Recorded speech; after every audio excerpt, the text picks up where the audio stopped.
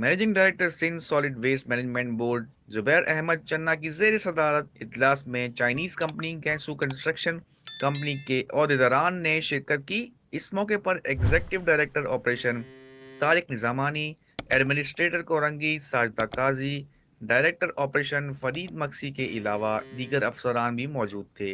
इजलास में डीएमसी कोरंगी ने इस फॉल्ट फ्लॉट यार्ड और काला बोर्ड यार्ड चाइनीज कंपनी के हवाले कर दिया ताकि चाइनीज कंपनी अपनी मशीनरी, गाड़ियां और दफातर के लिए तामीराती काम का आगाज कर दें।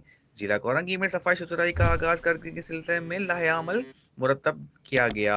इजलास में फैसला किया गया कि चाइनीज कंपनी ने नवंबर के आखिर में कोरंगी जोन से घर घर से कचरा उठाने के काम का आगाज कर देगी, जबकि बिलतरतीब दीगर जोन में काम का आगाज किया जाएगा।